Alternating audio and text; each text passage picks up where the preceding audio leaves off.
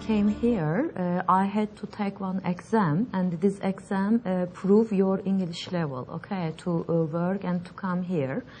And based on this exam result, I was okay.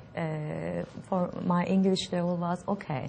But when I came here, I realized that no, this is not okay for working here and also to communicate sometimes people.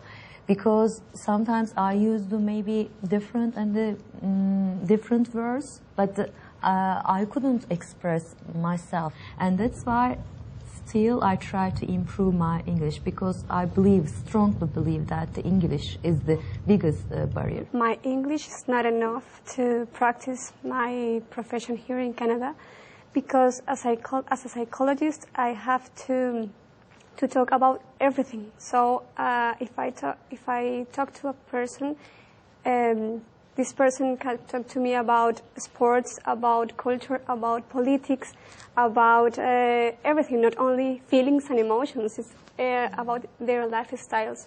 So I have to improve a lot of my language, my English, because for now it's not about. But I know that while I'm studying, so it takes me some time, but I can do it. When I came to Canada at first, my English was too bad. I couldn't speak, I couldn't listen.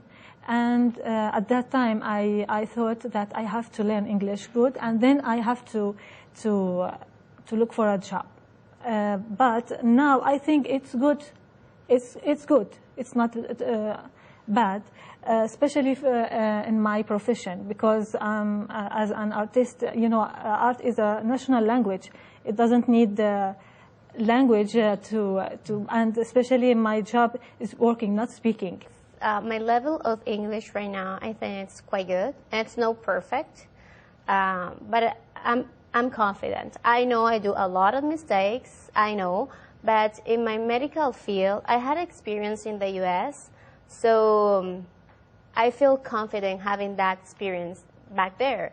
So I know I can relate it to my coworkers. For example, if I want to ask for a tool during the surgery, for example, or if I want to order a test, I know I'm confident of doing that.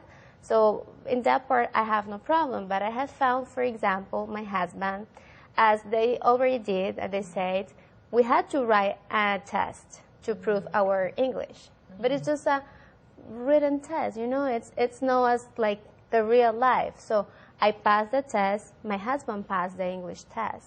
But comparing myself to my husband, it's a huge bridge, because for him it's difficult to communicate. Like, I like to talk, so I don't really care if I say something bad, and I appreciate that Canadians correct myself. Like, they always say, you don't say that, you say this way, and I like that, because in the United States they don't do that. They just like, okay, they just give you the look and that's it.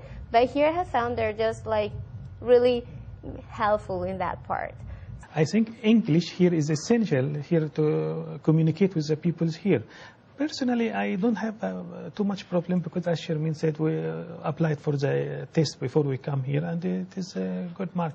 But still, we have some difficulties when we came, especially in listening. Listening, speaking is a different way from our back home. I was using English as a second language, and even also I taught all medicine. The first language was in English in back home, and the practice medicine was in English, and exam was in English, and everything was in English. But still, to use that knowledge what you have and to communicate with people, still you have some difficulty, and that's why we are all in school to improve our language. And I think we got a little bit better than what we have in the starting.